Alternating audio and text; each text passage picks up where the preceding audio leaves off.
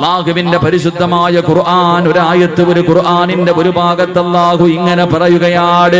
എന്തേ പറയുന്നതെന്നറിയുമോ? സമ്പത്തും സന്താനങ്ങളും അനുഗ്രഹമാണ്. സമ്പത്തും സന്താനങ്ങളും അനുഗ്രഹമാണ്. ഒരു മനുഷ്യന്റെ സന്തോഷമാണ്, ഒരു മനുഷ്യന്റെ വിജയമാണ്.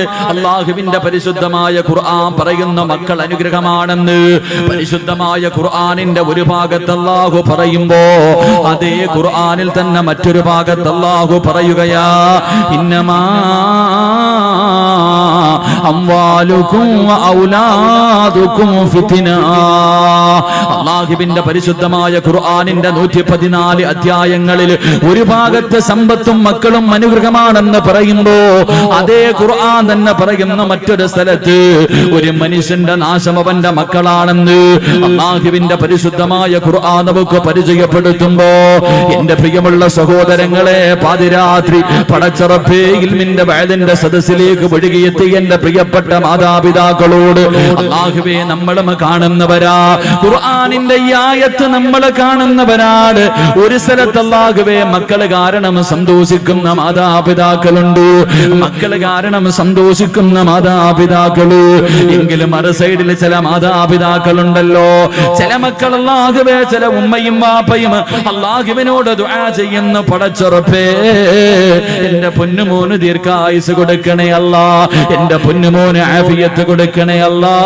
രാവിലെ വീട്ടിൽ നിന്ന് ഇറങ്ങിപ്പോയ തന്റെ പൊന്നാര മകന് വീട്ടിലേക്ക് മടങ്ങി വരുന്നത് വരെ ഒരു സമാധാനമില്ലാതെ പടച്ചവനെ ഒന്നിരിക്കാൻ കഴിയാതെ ഉറക്കം വരാതെ മാതാപിതാക്കളെ തന്റെ പൊന്നുമക്കളെ കാത്തിരിക്കുമ്പോ എന്റെ പ്രിയമുള്ളവരെ മറ്റൊരു ഭാഗം നോക്കുമ്പോ അല്ലാഹുവേ മാതാപിതാക്കള് പടച്ച റബ്ബിനോട് ചോദിക്കുന്നു, അല്ലാ എന്തിനാ പടച്ചവനെ ഇങ്ങനെ ഒരുത്തനെ തന്നത്? എന്തിനാ പടച്ചവനെ? അല്ലാഹുവേ ഉമ്മയും വാപ്പയും അല്ലാഹുവോട് തന്നെ ചോദിക്കുകയാ, എന്തിനാ അല്ലാ ഇങ്ങനെ ഒരുത്തനെ എനിക്ക് തന്നത്? രാവിലെ വീട്ടിൽ നിന്നിറങ്ങി പോകുന്ന പൊന്നുമോര് അവൻ മരിച്ചു പോകണമെന്ന് ആഗ്രഹിക്കുന്ന മാതാപിതാക്കളുണ്ടല്ലോ. അല്ലാഹുവേ പടച്ചവനെ മക്കള് നന്നാകണമെന്ന് ആഗ്രഹിക്കുന്ന, തന്റെ മക്കള് നന്നാകണമെന്ന് ദുആ ചെയ്യേണ്ട നാവ് കൊണ്ട് ഇവൻ നശിച്ചു പോകട്ടെ, ഇവൻ മുടിഞ്ഞു പോകട്ടെ എന്നല്ലാഹുവേ തന്റെ മക്കൾക്കെതിരെ ദുആ ചെയ്യുന്ന മാതാപിതാക്കളുമുണ്ട്. എന്റെ പ്രിയമുള്ള സഹോദരങ്ങളെ, അങ്ങനെയുള്ള ഒരു കാലഘട്ടത്തിലൂടെ കടന്നു പോകുമ്പോ മാതാപിതാക്കൾക്ക് ഒരു വിലയും നൽകാത്ത മക്കളുടെ കാലമാണല്ലോ. പടച്ചവനെ പണം കിട്ടിക്കഴിയുമ്പോ, സൗന്ദര്യമുള്ള ഒരു പെണ്ണിനെ കിട്ടിക്കഴിയുമ്പോ അല്ലാഹുവേ പോറ്റി വളർത്തിയ മാതാപിതാക്കളെ വീട്ടിൽ നിന്ന് അടിച്ചിറക്കുന്ന മക്കളുണ്ടല്ലോ, മാതാപിതാക്കളോട് മിണ്ടാത്ത മക്കളുണ്ടല്ലോ, രോഗം പിടിച്ച ഉമ്മാനെ ചാക്കിൽ കെട്ടിയിട്ട് റോഡിന്റെ സൈഡിൽ കൊണ്ടുവന്ന് തെള്ളുന്ന മക്കളുടെ കാലമല്ലേ. എന്റെ പ്രിയമുള്ളവരെ, സ്കൂളിൽ പഠിക്കുന്ന യുവതലമുറയുണ്ടല്ലോ, തന്റെ കൂട്ടുകാരോട് പ്രായമുള്ള ഉമ്മയെ കാണിച്ചിട്ട്, പ്രായമുള്ള വാപ്പയെ കാണിച്ചിട്ട് ഇതെന്റെ മാതാപിതാക്കളാണെന്ന് പറയാ മക്കള് മടിക്കുന്ന ഒരു കാലത്തുകൂടെ കടന്നു പോകുമ്പോ എന്റെ പ്രിയമുള്ളവരെ, നമ്മളെല്ലാവരും ഏറ്റവും കൂടുതൽ കേട്ട ഒരു ചരിത്രമുണ്ട്. ഈ കഴിഞ്ഞ വലിയ പെരുന്നാളിന് നമ്മളെല്ലാവരും ഒരു കുടുംബത്തെ കുറിച്ച് കേട്ടു. അല്ലാഹുവേ ഏത് കുടുംബത്തെ കുറിച്ചെന്നറിയുമോ? പരിശുദ്ധമായ മക്കയിലേക്ക് കോടാനുകോടി ലക്ഷക്കണക്കിന് ജനങ്ങള് അല്ലാഹുവിന്റെ ഭവനത്തിലേക്ക് പോയിട്ട് തിരിച്ചു വരുമ്പോ ഒരു കുടുംബത്തെ ഓർക്കാതെ ഒരു മനുഷ്യനും തിരിച്ചു വരാൻ കഴിയില്ല.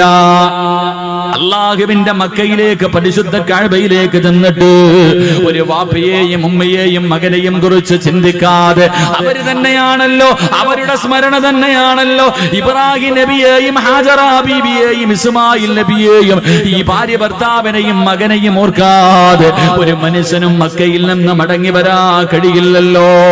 എന്റെ പ്രിയമുള്ളവരെ, അല്ലാഹുവിന്റെ ഖുർആൻ പറഞ്ഞ മക്കളാരെന്നറിയുമോ? അല്ലാഹുവിന്റെ പരിശുദ്ധമായ ഖുർആൻ ഒരു മകനെ കുറിച്ച് പറഞ്ഞു തരികയാ. പാതിരാത്രി ഒരുമിച്ച് കൂടി എന്റെ പ്രിയമുള്ള ഉപ്പമാരോട്, ഉമ്മമാരോട്, എന്റെ പ്രിയപ്പെട്ട മാതാപിതാക്കളോട്, ചെറുപ്പക്കാരോട്, മക്കളെ ഖുർആൻ പറഞ്ഞ മകനേതെന്നറിയുമോ? എന്റെ പ്രിയമുള്ളവരെ, അല്ലാഹുവിന്റെ ഖുർആൻ പറയുന്നു, ഇന്നല്ലാഹ ഇസ്തഫാ ലി ആദമ വനൂഹ വആല ഇബ്രാഹീം. അല്ലാഹുവിന്റെ പരിശുദ്ധമായ ഖുർആൻ പറയുന്നു ആദം നബി അലൈഹിസ്സലാമിനെ അല്ലാഹു തിരഞ്ഞെടുത്തു, നൂഹ് നബി അലൈഹിസ്സലാമിനെയും അല്ലാഹു തിരഞ്ഞെടുത്തു. എന്നിട്ട് അല്ലാഹു പറഞ്ഞു വആല ഇബ്രാഹിം നബിയെ തിരഞ്ഞെടുത്തു എന്നല്ല പറഞ്ഞത്, ഇബ്രാഹിം നബിയുടെ കുടുംബത്തെ തിരഞ്ഞെടുത്തു എന്ന് പരിശുദ്ധമായ ഖുർആൻ പറയുകയാ. ഏത് കുടുംബമെന്നറിയുമോ എന്റെ പ്രിയമുള്ളവരെ? ആരാണ് ഇബ്രാഹിം നബി എന്നറിയുമോ? ഇബ്രാഹിം നബിയുടെ ചരിത്രം ഈ മുസ്ലിമീങ്ങൾക്ക് മറക്കാൻ കഴിയില്ലല്ലോ എന്റെ പ്രിയമുള്ളവരെ. മഹാനായ ഖലീലുള്ളാഹി ഇബ്രാഹിം നബി അലൈഹിസ്സലാം തന്റെ പ്രിയപ്പെട്ട ഭാര്യയായ സാറാ ബീവി റളിയല്ലാഹു തആല അൻഹാ രണ്ടുപേരും വിവാഹം കഴിഞ്ഞു. ഒരുപാട് നാളുകളായി മക്കളില്ല, രണ്ടുപേർക്കും പ്രായമായിരിക്കുകയാണ്. ആ സമയത്ത് ഇബ്രാഹിം നബി അല്ലാഹുവിനോട് ദുആ ചെയ്യുകയാ, മക്കളെ കിട്ടാൻ ദുആ ചെയ്യുകയാണ്. എന്നിട്ടും മക്കളെ കിട്ടാതെ വന്നപ്പോ തന്റെ പ്രിയപ്പെട്ട ഭാര്യയായ സാറാ ബീവി റളിയല്ലാഹു തആല അൻഹാ അവന്റെ ഭർത്താവായ ഇബ്രാഹിം നബിയോട് അവിടുന്ന് പറയുന്നു, നബിയേ ഇനി ഞാൻ പ്രസവിക്കുമെന്ന് തോന്നുന്നില്ല നബിയേ, എനിക്കൊരുപാട് പ്രായമായല്ലോ, അതുകൊണ്ട് നിങ്ങൾ മറ്റൊരു വിവാഹം കഴിക്കണം നബിയേ. ഒരു ഭാര്യ ഭർത്താവിനോട് മറ്റൊരു വിവാഹം കഴിക്കാൻ പറയുകയാ. ഇബ്രാഹിം നബിയോട് പറഞ്ഞു നിങ്ങൾ മറ്റൊരു വിവാഹം കഴിക്കണം, ആ വിവാഹത്തിലൂടെ ഒരു കുഞ്ഞുണ്ടായാ അത് എന്റെ കുഞ്ഞ് തന്നെയല്ലേ നബിയേ, എനിക്കവനെ സ്നേഹിക്കാൻ കഴിയുമല്ലോ. ഇബ്രാഹിം നബി തന്റെ പ്രിയപ്പെട്ട ഭാര്യയോട് പറഞ്ഞു, സാറാ എങ്കിൽ നീ തന്നെ ഒരു പെണ്ണിനെ കാണിച്ചതാ. ആരെയാണ് ഞാൻ വിവാഹം കഴിക്കേണ്ടത്? നീ തന്നെ കാണിച്ചതാ സാറാ. സാറാ ബീവി റളിയല്ലാഹു തആല അൻഹ ഒരു പെണ്ണിനെ കാണിച്ചു കൊടുക്കുകയാ. ആരെയാ കാണിച്ചു കൊടുത്തത്? മഹദി ഹാജറാ. ഹാജറാ ബീവി റളിയല്ലാഹു തആല അൻഹയെ കാണിച്ചു കൊടുക്കുകയാണ്. എന്റെ പ്രിയമുള്ളവരെ ചരിത്രമറിയാ, ഇബ്രാഹിം നബി ഹാജറാ ബിയെ വിവാഹം കഴിച്ചു. അവിടെ നിന്നൊരു കുഞ്ഞു ജനിക്കുകയാണ്, ഒരു പൊന്നുമോന് ജനിക്കുകയാണ്. ഇസ്മായിൽ എന്ന് പേരിടുകയാ. അല്ലാഹുവേ തന്റെ പ്രിയപ്പെട്ട ഭാര്യ പ്രസവിച്ച് തന്റെ ചോരക്കുഞ്ഞിനെയും കെട്ടിപ്പിടിച്ചു കൊണ്ടിരിക്കുമ്പോ അതാ വരുന്നു ഇബ്രാഹിം നബി വന്നിട്ട് പറയുന്നു, ഹാജറാ യാത്രയ്ക്ക് പോകാൻ തയ്യാറെടുത്തോ. പ്രസവിച്ച് കിടക്കുന്ന ഭാര്യയോട് പറയുകയാണ്, ചോരക്കുഞ്ഞിനെയും എടുത്തിട്ട് യാത്രയ്ക്ക് തയ്യാറെടുത്തോ. ഹാജറ ചോദിച്ചു, എവിടേക്കാണ് പോകുന്നതെന്ന് ചോദിച്ചില്ല. ഭർത്താവ് ഒരുങ്ങാൻ പറഞ്ഞു, ഞാൻ പ്രസവിച്ച് കിടക്കുകയാണെന്ന് പറഞ്ഞില്ല, ഒരുങ്ങാൻ പറഞ്ഞു. ആ സാലിഹത്തായ പെണ്ണനുസരിക്കുകയാണ്. ഭർത്താവ് ഒരുങ്ങാൻ പറഞ്ഞു, ആ പെണ്ണൊരുങ്ങുകയാണ്. തന്റെ ചോരക്കുഞ്ഞിനെ എടുത്തു. അല്ലാഹുവേ ഇബ്രാഹിം നബി അലൈഹിസ്സലാം കടന്നു പോവുകയാണ്. അവസാനം യാത്ര ചെയ്ത് മക്കയിലെത്തിയിട്ട് പടച്ചവനെ സഫാ മർവ എന്ന് പറയുന്ന രണ്ട് മലകളുണ്ടല്ലോ. അല്ലാഹുവേ ജനവാസമില്ലാത്ത ഒരു പറവ് പോലും പറക്കുന്നു പോകാത്ത ഒരു പറവ് പോലും ഇല്ലാത്ത ഒരു മനുഷ്യനില്ലാത്ത രണ്ട് മലകൾക്ക് നടുവിൽ തന്റെ പ്രിയപ്പെട്ട ഭാര്യയെയും ചോരക്കുഞ്ഞിനെയും അതാ ഇബ്രാഹിം നബി ഇറക്കി വിട്ടിട്ട് കുടിക്കാനുള്ള വെള്ളവും കഴിക്കാനുള്ള കാരക്കയും കയ്യിലേക്ക് വെച്ചു കൊടുത്തിട്ട് ഇബ്രാഹിം നബി അലൈഹിസ്സലാം തിരിച്ചു നടക്കുകയാ. സാറാ ബീവി ഇങ്ങനെ അതാ ഹാജറാ ബീവി അത്ഭുതത്തോടെ നോക്കുകയാണ്. തന്റെ പ്രിയപ്പെട്ട ഭർത്താവ് ചോദിക്കുന്നതിനൊന്നും മറുപടി പറയാതെ മിണ്ടാതെ നടന്നു പോവുകയാ. ഹാജറാ ബീവി ചോദിച്ചു, നബിയേ അല്ലാഹുവിന്റെ കൽപ്പനയാണോ അതോ സ്വന്തം തീരുമാനമാണോ? ആ സമയത്തിന്റെ പ്രിയമുള്ളവരെ ഹാജറാ ബീവി റളിയല്ലാഹു തആല അൻഹയോട് അവിടുന്ന് പറഞ്ഞ മറുപടി എന്തെന്നറിയുമോ? അവിടുന്ന് പറയുന്നു, ഹാജറാ ഇത് എന്നെ പടച്ച റബ്ബിന്റെ തീരുമാനമാ ഹാജറാ. തന്റെ ചോരക്കുഞ്ഞിനെ നെഞ്ചിലേക്ക് ചേർത്ത് പിടിച്ചിട്ട് ചിരിക്കുന്ന മുഖത്തോടെ ഹാജറ പറഞ്ഞു, ഹസ്ബുനല്ലാ,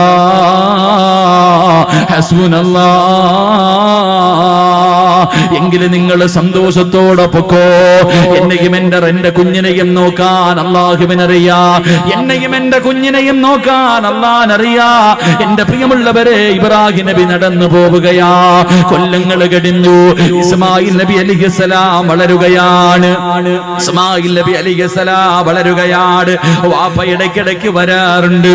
അങ്ങനെ വളർന്ന് ചരിത്രം പറയുന്നു. അവസാനം ഇബ്രാഹിം നബി അലൈഹിസ്സലാം മടങ്ങി വരികയാ. തന്റെ പ്രിയപ്പെട്ട ഭാര്യയുടെ മുന്നിൽ മകന്റെ മുന്നിലേക്ക് അതാ വർഷങ്ങൾ കഴിഞ്ഞു മടങ്ങി വന്നു ഇബ്രാഹിം നബി അലൈഹിസ്സലാം. അതാ തന്റെ മകന്റെ കൂടെ കൂടിയിട്ട് വല്ലാത്ത സന്തോഷമാ. വാപ്പയും മകനും ഇങ്ങനെ സന്തോഷത്തോടെ കഴിയുന്നത് കണ്ടപ്പോ ഇബ്രാഹിം നബി അലൈഹിസ്സലാം ഇസ്മായിൽ നബിക്ക് 10 വയസ്സിന്റെ താഴെയാണ് പ്രായം. ചരിത്രം പറയുകയാ. എന്റെ പ്രിയമുള്ളവരെ, ഒരു ദിവസം രാവിലെയുണ്ടല്ലോ ഇബ്രാഹിം നബി തന്റെ പൊന്നുമോന്റെ കയ്യിൽ പിടിച്ചിട്ട് ചോദിക്കുന്നു, മോനെ ഇസ്മായിലേ, അല്ലാഹു പറഞ്ഞിരിക്കുകയാ നിന്നെ അറുത്തു കൊടുക്കാൻ. ഇന്നലെ വാപ്പ ഒരു സ്വപ്നം കണ്ട പൊന്നുമോനെ, അല്ലാഹു നിന്നെ അറുത്തു കൊടുക്കാൻ അല്ലാഹു പറഞ്ഞിരിക്കുകയാ. നിന്റെ അഭിപ്രായം എന്താണെന്ന് വാപ്പ തന്റെ പൊന്നുമകനോട് ചോദിക്കുമ്പോ ആ മകൻ വാപ്പയുടെ കയ്യിൽ പിടിച്ചിട്ട് ചിരിക്കുന്ന മുഖത്തോട് അവിടെന്ന് പറഞ്ഞ മറുപടി അല്ലാഹുവിന്റെ ഖുർആൻ പറയുകയാണ്, ഇഫ്അൽ മാ തുമർ സതജിദുനി ഇൻഷാ അല്ലാഹ്. വാപ്പയോട് തന്റെ പൊന്നാര 10 വയസ്സിന്റെ താഴെ മാത്രം പ്രായമുള്ള പൊന്നുമൂര് അവിടെന്ന് ചിരിച്ചുകൊണ്ട് പറയുന്നു, വാപ്പാ അല്ലാഹുവിന്റെ കൽപ്പന അനുസരിക്കണേ വാപ്പാ, അല്ലാഹു പറയുന്നത് അനുസരിക്കുക വാപ്പാ, വിധിയുണ്ടെങ്കിൽ നാളെ സ്വർഗത്തിൽ വെച്ച് കാണാ.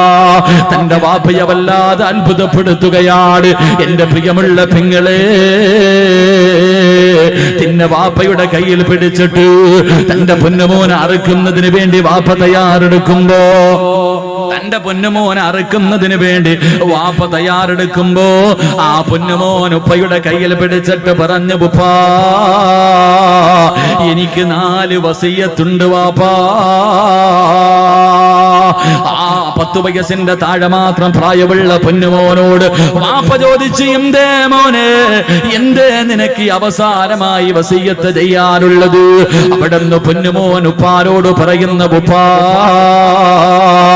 എന്നെ മലർത്തി കിടത്തിയിട്ട് കഴുത്തില് കത്തിവെച്ചറുക്കല്ലേ, എന്നെ കമഴ്ത്തി കിടത്തിയിട്ട് എന്റെ പിരടിയിലെ കത്തിവെച്ചറുക്കാൻ പാടുള്ളൂ.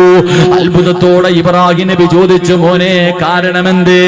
അവിടുന്ന് പറഞ്ഞു കൊടുത്തു, വാപ്പാ നിങ്ങളെ എനിക്ക് വല്ലാത്ത ഇഷ്ടമാ, എന്നെ നിങ്ങൾക്ക് വല്ലാത്ത ഇഷ്ടമാണ്. അറുക്കുന്നതിന് വേണ്ടി കഴുത്തിലേക്ക് കത്തിയെടുത്ത് വെക്കുമ്പോ എന്റെ മുഖമെങ്ങാനും കണ്ട നിങ്ങളെ കൊണ്ടറുക്കാ കഴിയില്ല വാപ്പാ, അല്ലാഹുവിന്റെ കൽപ്പന അനുസരിക്കാ കഴിയില്ല. അതുകൊണ്ട് എന്നെ കമഴ്ത്തി കിടത്തിയിട്ട് പിരടിയില് കത്തിവെച്ചറുക്കാൻ പാടുള്ളൂ. രണ്ടാമതായി പറഞ്ഞു കൊടുക്കുന്നു, വാപ്പാ എന്റെ കയ്യും കാലും കെട്ടിയിടണേ വാപ്പാ, എന്റെ കയ്യും കാലും കെട്ടിയിടണം. എന്തിനാ മോനെ, എന്തിനാ മോനെ? വാപ്പാ നിങ്ങൾ എന്റെ കഴുത്തിൽ കത്തിവെച്ചറക്കുമ്പോ എനിക്ക് വല്ലാതെ വേദനിക്കുമല്ലോ. എന്റെ കൈകാലുകളിട്ടടിച്ചാ ഉപ്പയുടെ കൈവിറയ്ക്കും ഉപ്പാ, നിങ്ങളെ കൊണ്ടറുക്കാൻ കഴിയില്ല. മൂന്നാമതായിട്ട് പറയുന്ന, ഉപ്പാ ഞാൻ ധരിച്ചിരിക്കുന്ന എന്റെ വസ്ത്രം എന്റെ ഉമ്മാനെ കാണിക്കല്ലേ, എന്റെ ഉമ്മാനെ സഹിക്കൂല, എന്റെ ഉമ്മാടെ മനസ്സ് വേദനിക്കും. നാലാമതായിട്ട് ഇസ്മായിൽ എന്ന ചെറിയ പയ്യന് വാപ്പയോട് പറഞ്ഞു കൊടുക്കുകയാണ്, വാപ്പാ എന്നെ അറുത്തിട്ട് നിങ്ങൾ തിരിച്ചു പോകുമ്പോ എന്റെ ഉമ്മയോട് എന്റെ സലാം പറയടേ, എന്റെ ഉമ്മാനെ നാളെ സ്വർഗത്തിൽ വെച്ച് കാടാമെന്ന് ഞാൻ പറഞ്ഞു എന്ന് പറയണേ എന്ന് അറുക്കാൻ കൊണ്ടുപോകുന്ന വാപ്പയോടൊരു പൊന്നുമോ പറഞ്ഞു കൊടുത്ത ചരിത്രം കേൾക്കുമ്പോ ഏതൊരു വാപ്പയുടെയും മനസ്സിന്റെ ഉള്ളില്, ഏതൊരു ഉമ്മയുടെയും മനസ്സിന്റെ ഉള്ളില് അറിയാതെ ദുആ ചെയ്യുന്നു, അല്ലാ ഇതുപോലെ ഒരു മകന്, ഇതുപോലെ ഒരു കുഞ്ഞിന് എനിക്ക് നീ തരണേ അല്ലാ. അറിയാതെ റബ്ബിനോട് ദുആ ചെയ്യുമല്ലോ. അതുകൊണ്ട് എന്റെ പ്രിയമുള്ളവരെ, റസൂലുള്ളാഹി പറയുകയാ, എപ്പോഴും ദുആ ചെയ്യുന്നവരാണല്ലോ. അല്ലാഹുവിന്റെ റസൂല് പറയുകയാണ്, സാലിഹായ മക്കളെ നമുക്ക് വേണം, നന്മയുള്ള മക്കളെ നമുക്ക് വേണം, നമ്മളെ സ്നേഹിക്കുന്ന മക്കളെ നമുക്ക് വേണം, നമുക്ക് ദുനിയാവിലും ആഖിറത്തിലും ഉപകരിക്കുന്ന മക്കളെ നമുക്ക് വേണം. നമ്മുടെ മയ്യത്ത് കുളിപ്പിക്കാൻ അറിയുന്ന, മയ്യത്ത് നമസ്കരിക്കാൻ അറിയുന്ന, ഖബറിന്റെ ചാരത്ത് വന്ന് ദുആ ചെയ്യുന്ന ചെയ്യുന്ന അല്ലാഹുവിന്റെ പ്രവാചകൻ അവിടെന്ന് പറഞ്ഞു കൊടുത്തു, സഹാബാ, ഒരു മനുഷ്യന് മരണപ്പെട്ട 3 കാര്യങ്ങള് പ്രയോജനം ചെയ്യൂ എന്ന് അഷ്റഫുൽ ഖൽഖ് നബി മുഹമ്മദ് മുസ്തഫ സല്ലല്ലാഹു അലൈഹി വസല്ലം അല്ലാഹുവിന്റെ റസൂൽ പറഞ്ഞു, ഒരു മനുഷ്യൻ മരണപ്പെട്ടാൽ 3 കാര്യങ്ങളെ പ്രയോജനം ചെയ്യൂ. 1, ആ മനുഷ്യൻ ചെയ്ത സൽക്കർമ്മം. 2, ആ മനുഷ്യൻ കൊടുത്ത സദഖയുണ്ടല്ലോ. 3, മക്കളുടെ പ്രാധാന്യം മനസ്സിലാക്കാൻ, മക്കളുടെ വില മനസ്സിലാക്കണമെങ്കിൽ അല്ലാഹുവിന്റെ റസൂൽ പറഞ്ഞ ഈ ഒരേ ഒരു ഹദീസ് മതി. 3, അല്ലാഹുവിന്റെ റസൂൽ പറഞ്ഞു, മരിച്ച 6 അടി മണ്ണിനകത്ത് കൊണ്ടുവച്ച ഒരു മനുഷ്യന് പിന്നെ പ്രയോജനം ചെയ്യുന്ന 3ാമത്തെ കാര്യം ഏതെന്നറിയുമോ? സ്വാലിഹായ ദുആ ചെയ്യുന്ന മക്കളാണെന്ന് നബി മുഹമ്മദ് മുസ്തഫ. നബി മുഹമ്മദ് മുസ്തഫ നബി മുഹമ്മദ് മുസ്തഫ എന്തേ പറഞ്ഞത്? മരിച്ചുപോയ ഒരു മനുഷ്യന് പ്രയോജനം ചെയ്യുന്ന 3ാമത്തെ കാര്യം സാലിഹായ മക്കളെന്നല്ല പറഞ്ഞേ, സാലിഹായ മക്കൾ എന്നല്ല പറഞ്ഞേ. സാലിഹായ മക്കളുണ്ട്, നിസ്കരിക്കും, നോമ്പ് പിടിക്കും, വയലു പറയും, വയല് കേൾക്കും, സദക്ക കൊടുക്കും, എല്ലാ നല്ല കാര്യവും ചെയ്യും. ഉമ്മാനെയും വാപ്പാനെയും പള്ളിക്കുഴി കൊണ്ടുവച്ചാൽ പിന്നെ ആ പരിസരത്തോട്ട് പോകത്തില്ല. ഇങ്ങനെയുള്ള മക്കളെ കിട്ടിയിട്ട് വല്ല പ്രയോജനമുണ്ടോ? ഇങ്ങനെയുള്ള മക്കളെ കിട്ടിയിട്ട് പ്രയോജനമില്ല. വാപ്പയും ഉമ്മയും മരിച്ചു കഴിഞ്ഞാൽ പിന്നെ കഴിഞ്ഞു, കുഴിച്ചിട്ട് കഴിഞ്ഞാൽ അവരോടുള്ള ബന്ധം കഴിഞ്ഞു. അങ്ങനെയല്ല. റസൂലുള്ളാഹി പറഞ്ഞു, സ്വാലിഹായ ദുആ ചെയ്യുന്ന മക്കൾ, സാലിഹായ മരിച്ചുപോയവരുടെ ഖബറിന്റെ ചാരത്ത് ചെന്ന് പൊട്ടിക്കരഞ്ഞ് ദുആ ചെയ്യുന്ന മക്കൾ, അതാണ് മക്കളെന്ന് നബി മുഹമ്മദ് മുസ്തഫ.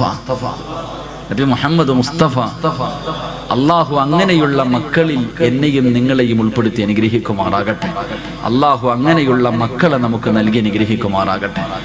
ആദ്യം അങ്ങനെയുള്ള മക്കളാകണം ഞാനും നിങ്ങളും. ഇപ്പം ചോദിക്കും, നിങ്ങളൊക്കെ വളർന്നു, നിങ്ങൾക്ക് മക്കളായി, പക്ഷെ നിന്റെ ഉമ്മയ്ക്കും വാപ്പയ്ക്കും നീ എത്ര വളർന്നാലും മക്കൾ തന്നെയല്ലേ? എത്ര വളർന്നാലും നിന്റെ മാതാപിതാക്കൾക്ക് നീ മക്കളാ.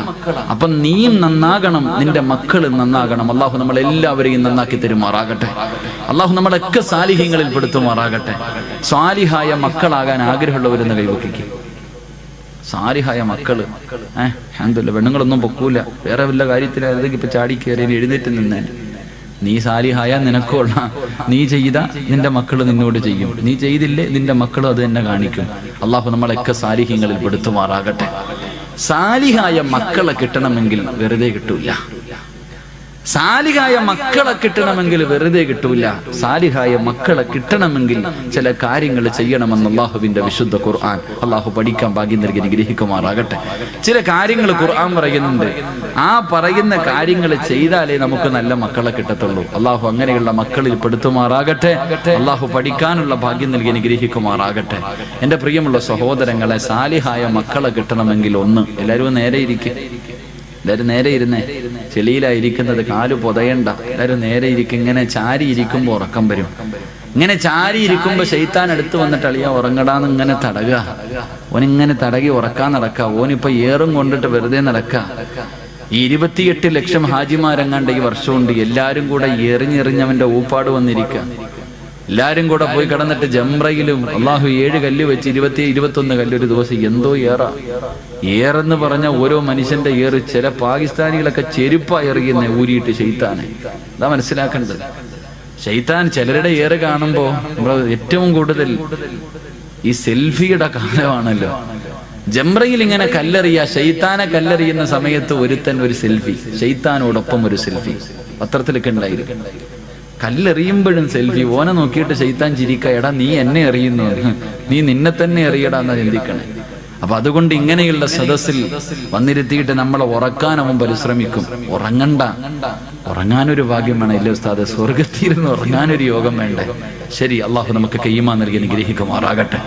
അതുകൊണ്ട് സാലിഹായ മക്കളെ കിട്ടണമെങ്കിൽ ഒന്ന് ഖുർആൻ പറയാം. അള്ളാഹുവിന്റെ പരിശുദ്ധമായ ഖുർആൻ പറയുന്നു, സ്വാലിഹായ മക്കളെ കിട്ടണമെങ്കിൽ ഒന്ന്. എന്റെ പ്രിയമുള്ള സഹോദരങ്ങളെ, ഒരു മനുഷ്യൻ ഒരു കൃഷി ചെയ്യാൻ തീരുമാനിച്ചു. കൃഷി ചെയ്യാൻ ഒരാള് തീരുമാനിക്കുമ്പോ ഇന്ന സ്ഥലത്ത് കൃഷി ചെയ്താൽ വിളവ് കിട്ടുമെന്ന് ഉറപ്പുള്ള സ്ഥലത്തല്ലേ കൃഷി ചെയ്യാറുള്ളൂ? ഇല്ലേ മനുഷ്യന്മാരെ പറ. ഇവിടെ കൃഷി ഇറക്കിയാൽ വിളവ് കിട്ടുമെന്ന് ഉറപ്പുള്ള സ്ഥലത്തെ ഒരാൾ കൃഷി ചെയ്യത്തുള്ളൂ. ഒരു കട, ഒരു സ്ഥാപനം തുടങ്ങിയാൽ ഇവിടെ കച്ചവടം ഉണ്ടാകും, ലാഭം ഉണ്ടാകാൻ സാധ്യതയുണ്ടെങ്കിൽ മാത്രമേ ഒരാൾ അവിടെ കടയിടാൻ പോകത്തുള്ളൂ.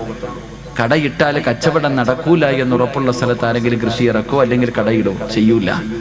എങ്കിൽ അല്ലാഹുവിന്റെ പരിശുദ്ധമായ ഖുർആൻ പറയുകയാണ്, സ്വാലിഹായ മക്കളെ കിട്ടണമെങ്കിൽ ഒന്നാമതായി ഖുർആൻ പറയുകയാ, വൽ ബലദു തയ്യിബു യഖ്റുജു നബാതുഹു ബിഇദ്നി റബ്ബി വല്ലദീ ഖബസു ലാ യഖ്റുജു ഇല്ലാ നക്ദാ. വിവാഹം കഴിക്കാത്ത എന്റെ പ്രിയപ്പെട്ട ചെറുപ്പക്കാരെ നല്ലതുപോലെ കേൾക്കണേ. അല്ലാഹുവിന്റെ ഖുർആൻ പറയുകയാണ്, പെണ്ണെന്ന് പറഞ്ഞാൽ ആരെന്നറിയുമോ? നിസാഉകും ഹർസുൽ ലകും ഫഅതു ഹർസകും. മോനെ, പെണ്ണെന്ന് പറഞ്ഞാൽ നിന്റെ കൃഷിയിടമാട്, പെണ്ണെന്ന് പറഞ്ഞാൽ നിന്റെ കൃഷിയിടമാട്. അതുകൊണ്ട് നീ നല്ല കൃഷിയിടത്തിൽ വിളവിറക്കിയാലേ നിനക്ക് നല്ല വിളവ് കിട്ടൂ എന്ന് പരിശുദ്ധ ഖുർആൻ. അല്ലാഹു പറയുകയാണ്, നല്ല കൃഷിയിടത്തിൽ കൃഷി ഇറക്കിയാ നിനക്ക് നല്ല വിളവ് കിട്ടും. മോശമായ പറമ്പിൽ നീ കൃഷി ഇറക്കിയാ നീ ഉദ്ദേശിക്കുന്ന വിളവ് നിനക്ക് കിട്ടൂല എന്ന് ഖുർആൻ പറയുമ്പോ, എന്റെ പ്രിയമുള്ള മുസ്ലിമേ, സ്വാലിഹായ ദുനിയാവിലും ആഖിറത്തിലും ഉപകരിക്കുന്ന മക്കളെ നിനക്ക് കിട്ടണമെങ്കിൽ അല്ലാഹുവിന്റെ പരിശുദ്ധമായ ഖുർആൻ പറയുകയാ, മോനെ, റോഡിന്റെ ഓരത്ത് നിന്ന് പുഞ്ചിരിക്കുന്നവളെ കെട്ടല്ലേ, കണ്ടവളമാരെ കെട്ടല്ലേ. അള്ളാന്റെ ഖുർആൻ പറയുകയാണ്, നല്ല പെണ്ണിനെ വിവാഹം കഴിക്കണേ, നല്ല പെണ്ണിനെ വിവാഹം കഴിക്കണേ. നല്ല ഉമ്മയുടെ വയറ്റിലെ നല്ല മക്കള് ജനിക്കാറുള്ളൂ, നല്ല ഉമ്മയ്ക്ക് നല്ല മക്കള് പിറക്കാറുള്ളൂ. അള്ളാഹുവേ, നല്ല വാപ്പയ്ക്ക് നല്ല മക്കള് ജനിക്കൂ എന്ന് അള്ളാഹുവിന്റെ പരിശുദ്ധമായ ഖുർആൻ പരിചയപ്പെടുത്തുമ്പോ, എന്റെ പ്രിയമുള്ളവരെ, നല്ല ഉമ്മമാർക്ക് നല്ല മക്കള് ജനിക്കൂ. അള്ളാഹുവിന്റെ റസൂൽ അതുകൊണ്ടാ പറഞ്ഞത്, എന്റെ പ്രിയമുള്ളവരെ, നല്ല ഉമ്മയുടെ വയറ്റിൽ എത്രയോ നല്ല മക്കൾ ജനിച്ചതിന്റെ ചരിത്രം നമുക്ക് കാണാൻ കഴിയും. എന്റെ പ്രിയമുള്ളവരെ, കേട്ടതാണെങ്കിലും ഒരു ചരിത്രം ഞാൻ പറഞ്ഞു തരാ. ഒരു നല്ല വാപ്പയ്ക്കും ഉമ്മയ്ക്കും ജനിച്ച ഒരു പൊന്നുമോനെ കുറിച്ച് പറഞ്ഞു തരട്ടെ. മഹാനായ സാബിത്ത് ഇബ്നു ഇബ്രാഹിം എന്ന് പറയുന്ന ഒരു ചെറുപ്പക്കാരനുണ്ടല്ലോ, കാണാൻ എന്ത് സുന്ദരനെന്നറിയുമോ? വല്ലാതെ യുവത്വത്തിന്റെ നടുവിലൂടെ നടന്നു പോകുന്ന ഒരു ചെറുപ്പക്കാരനാ. പക്ഷേ പടച്ചവനെ വല്ലാത്ത പേടിയാ, അല്ലാഹുവിനെ പേടിച്ച് ജീവിക്കുന്നവനാണ്. പടച്ചവനെ വിശപ്പ് സഹിക്കാൻ കഴിയാതെ വീട്ടിൽ കിടന്നിട്ട് ഉറക്കം വരുന്നില്ല. അവിടെ നിന്ന് മുണ്ട് മുറുക്കി ഇവിടെത്തിയിട്ട് ചെറുപ്പക്കാരൻ ഇറങ്ങി നടക്കുകയാണ്. അവസാനം നടന്ന് ഒഴുക്കമുള്ള ഒരു പുഴയുടെ ചാരത്ത് പോയി തളർന്നു കിടക്കുകയാ. ഒരു പുഴയുടെ ചാരത്ത് പോയി തളർന്നു കിടക്കുകയാണ്. അങ്ങനെ വിശപ്പ് സഹിക്കാൻ കഴിയാതെ തളർന്നു കിടക്കുമ്പോ വെള്ളത്തിലൂടെ ഒരു ആപ്പിൾ ഇങ്ങനെ ഒഴുകി വരികയാ. വെള്ളത്തിലൂടെ ഒരു ആപ്പിൾ ഇങ്ങനെ ഒഴുകി വരികയാണ്. സാബിത്ത് ഇബ്നു ഇബ്രാഹിം എന്ന് പറയുന്ന ചെറുപ്പക്കാരൻ ആപ്പിളങ്ങ് കാണുമ്പോ വിശപ്പിന്റെ കാഠിന്യത്താൽ അറിയാതെ അതങ്ങെടുത്ത് കഴിക്കുകയാണ്. പടച്ചവനെ, ആപ്പിളങ്ങ് ആർത്തിയോടെ തിന്നുകയാണ്. തന്റെ ആമാശയത്തിലേക്ക് ആപ്പിളിന്റെ ഒരൽപ്പം തന്റെ വയറിന്റെ ഉള്ളിലേക്ക് കടന്നു ചെന്നപ്പോ വിശപ്പിനൽപ്പം ശമനം കിട്ടിയപ്പോ ആ ചെറുപ്പക്കാരൻ ചിന്തിച്ചു, അല്ലാ, ഇതാരുടേതാണെന്നറിയില്ലല്ലോ പടച്ചവര്. ഹറാമ് തിന്നുപോയല്ലോ, ഹറാമന്റെ വയറ്റിൽ പെട്ടുപോയല്ലോ, എന്റെ ദുനിയാവും ആഖിറവും നഷ്ടപ്പെട്ടു പോയല്ലോ. പടച്ചവനെ, എന്റെ അമലുകളൊന്നും സ്വീകരിക്കില്ലല്ലോ, ഞാൻ മരിച്ചാ നരകത്തിലാണല്ലോ. കയ്യിൽ പകുതി ആപ്പിൾ പിടിച്ചിട്ടൊരു ചെറുപ്പക്കാരൻ പുഴയുടെ ചാരത്ത് നിന്ന് തലയിലൂടെ മണ്ണ് വാരിയിട്ടിട്ട് പൊട്ടിക്കരയുകയാ. അല്ലാഹുവേ, സമാധാനമില്ല. എല്ലാവരും നോക്കുമ്പോ പൊട്ടിക്കരഞ്ഞുകൊണ്ട് എന്റെ നാശമേ എന്ന് വിളിച്ചുകൊണ്ട് ആ ഒഴുക്കുള്ള പുഴയ്ക്കെതിരായി നടക്കുകയാണ്. ആ പുഴയുടെ ചാരത്തുകൂടെ നടക്കുകയാ. എല്ലാവരും അത്ഭുതത്തോടെ നോക്കുന്നു. ഒരു ഭ്രാന്തനെ പോലെ, അതാ തലയ്ക്ക് ബോധമില്ലാത്തവരെ പോലെ പൊട്ടിക്കരഞ്ഞുകൊണ്ട് അല്ലാഹുവേ കരഞ്ഞുകൊണ്ട് പോവുകയാണ്. ഈ ചെറുപ്പക്കാരൻ കിലോമീറ്ററുകളോളം നടക്കുകയാണ്. പോവുകയാ. അവസാനം ഒരു ആപ്പിള് തോട്ടം കണ്ടു. ആ തോട്ടത്തിൽ നിന്നാണ് ആപ്പിള് വെള്ളത്തിലേക്ക് വീണതെന്ന് മനസ്സിലാക്കി പൊട്ടിക്കരഞ്ഞുകൊണ്ട് തോട്ടത്തിനകത്തേക്ക് കടന്നു ചെല്ലുകയാ. ഒരു മനുഷ്യനകത്ത് നിൽക്കുന്നു, കരഞ്ഞുകൊണ്ട് പറഞ്ഞ് എനിക്കൊന്ന് പൊരുത്തം തരുവോ, ഞാൻ അറിയാതെ വിശപ്പിന്റെ കാഠിന്യത്താൽ ഒരാപ്പിളിന്റെ പകുതി ഞാൻ കടിച്ചുപോയി. ആ വീടാ തോട്ടത്തിലിരിക്കുന്ന മനുഷ്യൻ പറയുന്നു, സാബിത്ത്, ഞാൻ ഇതിന്റെ മുതലാളിയല്ല, ഞാൻ ഇവിടത്തെ തൊഴിലാളിയാണ്. എന്റെ മുതലാളിയുടെ വീടെത്തണമെങ്കിൽ 3 ദിവസം രാപ്പകല് നടന്നാലേ എന്റെ യജമാനന്റെ വീട്ടിലെത്തൂ. സാബിത്ത് പറഞ്ഞു, 3 അല്ല 300 കൊല്ലം നടക്കേണ്ടി വന്നാൽ നടക്കാൻ ഞാൻ തയ്യാറാ. കാരണം എനിക്ക് റബ്ബിന്റെ മുന്നിൽ അല്ലാഹുവേ ഒരു പാപിയെ പോലെ നിൽക്കാൻ വയ്യ. അവസാനം യജമാനന്റെ വീട് പറഞ്ഞു കൊടുത്തു. അതാ നടക്കുകയാണ്. 3 ദിവസം രാവും പകലും നടന്നു. അവസാനം ആ തോട്ടത്തിന്റെ യജമാനന്റെ വീടിന്റെ മുന്നിലെത്തി. ഓടിച്ചെന്ന് പൊട്ടിക്കരഞ്ഞുകൊണ്ട് പറയുന്നു, എനിക്കൊന്ന് പൊരുത്തം തരുവോ, നിങ്ങളുടെ ആപ്പിള് ഞാൻ കടിച്ചുപോയി, എനിക്കൊന്ന് പൊരുത്തം തരുവോ. ആ പ്രായമുള്ള മനുഷ്യൻ പറഞ്ഞു, സാബിത്തേ,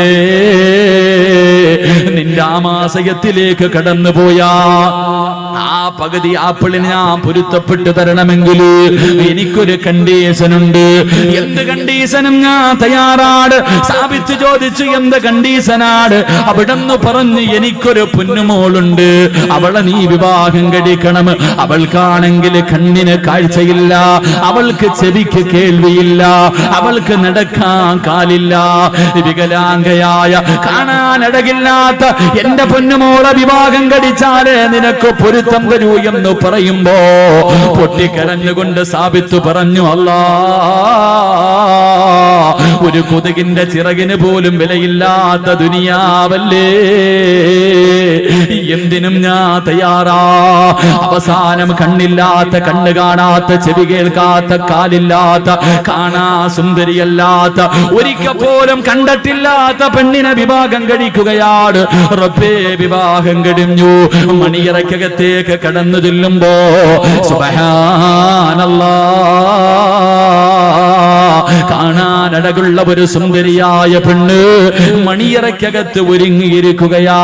സാബിത്ത് ചോദിച്ചു, എന്റെ ഭാര്യ എവിടെ? കണ്ണ് കാണാത്ത, ചെവി കേൾക്കാത്ത, സൗന്ദര്യമില്ലാത്ത, കാലിന് സ്വാധീനമില്ലാത്ത എന്റെ ഭാര്യ എവിടെ എന്ന് ചോദിക്കുമ്പോ ആ പെണ്ണ് കയ്യിൽ പിടിച്ചിട്ട് പറഞ്ഞു, സാബിത്തേ, ഞാനാണ് നിന്റെ ഭാര്യ, ഞാൻ തന്നെയാണ് നിങ്ങളുടെ ഭാര്യ. എന്റെ ഉപ്പ എന്റെ കണ്ണിന് കാഴ്ചയില്ലെന്ന് പറയാനുള്ള കാരണം എന്തെന്നറിയുമോ? ജനിച്ചതിന് ശേഷം, എനിക്ക് ഓർമ്മ വെച്ചതിന് ശേഷം അല്ലാഹു കാണല്ലേ എന്ന് പറഞ്ഞ ഒരു കാര്യവും എന്റെ കണ്ണുകൊണ്ട് ഞാൻ കണ്ടിട്ടില്ല സാബിത്ത്. ഹറാമിന്റെ കണ്ണുകൊണ്ട് കണ്ടിട്ടില്ല, ഹറാമിന്റെ ചെവി കൊണ്ട് കേട്ടിട്ടില്ല, ഒരുത്തനെയും ഫോൺ വിളിച്ചിട്ടില്ല, ഒരു വികാരമുണ്ടാകുന്ന ഒരു മോശമായ സംസാരവും എന്റെ ചെവി കൊണ്ട് ഞാൻ കേട്ടിട്ടില്ല. മൂന്നാമതായിട്ട് ആ പെണ്ണ് പറയുകയാ, അല്ലാഹു പോകരുതേ എന്ന് പറഞ്ഞ ഒരു സ്ഥലത്തേക്ക് എന്റെ ഈ കാല് കൊണ്ട് ഇന്ന് വരെ ഞാൻ നടന്നു പോയിട്ടില്ല. അതുകൊണ്ടാണ് എന്റെ വാപ്പ ഇങ്ങനെ പറഞ്ഞെന്ന് പറയുമ്പോ, എന്റെ പ്രിയമുള്ളവരെ, പെണ്ണെന്ന് പറഞ്ഞാൽ ഇങ്ങനെയാ, ഒരു പെണ്ണെന്ന് പറഞ്ഞാൽ ഇങ്ങനെയാണ്. വെള്ളത്തിലൂടെ ഒഴുകി വന്ന ആപ്പിളെടുത്ത് കടിച്ചിട്ട് പൊരുത്തം ചോദിക്കാൻ പോയ ചെറുപ്പക്കാരൻ, ഈ വാപ്പയ്ക്കും ഉമ്മയ്ക്കും ഒരു മകൻ ജനിച്ചു, ഈ വാപ്പയ്ക്കും ഉമ്മയ്ക്കും ഒരു മകൻ ജനിച്ചു. ഇവരുടെ കൃഷിയിടത്തിൽ ഒരു വിളവ് കിട്ടി. ആ വിളവിന്റെ പേരെന്തെന്നറിയുമോ? മഹാനായ ഇമാമുനാ അബൂ ഹനീഫ. ആ കൃഷിയിടത്തിലെ വിളവാണ് അബൂ ഹനീഫ റഹ്മഹുല്ലാഹ് എന്ന് ചരിത്രം പഠിപ്പിക്കുകയാണ്. ആ കൃഷിയിടത്തിൽ നിന്ന് കിട്ടിയ വിളവാണ് മഹാനായ ഇമാമുന അബൂ ഹനീഫത്തുൽ കൂഫി റഹ്മഹുല്ലാഹ്. അല്ലാഹു ഈമാൻ നൽകി അനുഗ്രഹിക്കുമാറാകട്ടെ. അതുകൊണ്ട് നല്ല പെണ്ണിനെ വിവാഹം കഴിക്ക്. അതുകൊണ്ടാ റസൂലുള്ളാഹ് പറഞ്ഞത്, ഫളുഫറു ബിദാത്തിദ്ദീൻ, നീ ദീനുള്ള പെണ്ണിനെ വിവാഹം കഴിക്കണേ എന്ന് നബി മുഹമ്മദ് മുസ്തഫ. നബി മുഹമ്മദ് മുസ്തഫ, നബി മുഹമ്മദ് മുസ്തഫ. അതുകൊണ്ടാണ് റസൂലുള്ളാഹ് പറഞ്ഞത്, ദീനുള്ളവളെ കെട്ടണം, കണ്ടവളെ കെട്ടരുത്. ഇന്നിപ്പോ ദീൻ ആരും നോക്കാറില്ലല്ലോ. വേറെ 3 കാര്യങ്ങളാ നോക്കണം. പണം ഉണ്ടോന്ന് നോക്കും, പണമുണ്ടോ എന്ന് നോക്കും. ഒന്ന് പെറ്റതാണെങ്കിലും കുഴപ്പമില്ല, ഒരുത്തന്റെ കൂടെ ഒളിച്ചോടിയതാണെങ്കിലും കുഴപ്പമില്ല, തന്നെക്കാലം വയസ്സുകൂടെ ഒന്നും വേണ്ട, പണമുണ്ടോ കെട്ടാൻ തയ്യാറാണ്. എന്റെ പ്രിയപ്പെട്ട ചെറുപ്പക്കാരോട് പെണ്ണുപിള്ള മുന്നിൽ ഉമ്മ പറയും, സ്ത്രീധനം ഉണ്ടെങ്കിൽ മാത്രമേ കല്യാണത്തിന് സമ്മതിക്കൂ, പൊന്നു മോനെ വെറുതെ നിൽക്കരുത്. എന്റെ പ്രിയപ്പെട്ട ചെറുപ്പക്കാരോട് പറയുന്നു, സ്ത്രീധനം വാങ്ങണമെന്ന് വാപ്പയും ഉമ്മയും പറഞ്ഞ അനുസരിക്കല്. കാരണം അവരല്ല ജീവിക്കേണ്ടത്, നീയാ ജീവിക്കണ്ടേ. അള്ളാന്റെ റസൂല് പറയുന്നു, മൻ തസവ്വജ ലി ഇംറഅതി മാലിഹാ ലം യസിദുഹു ഇല്ലാ ഫഖറാ.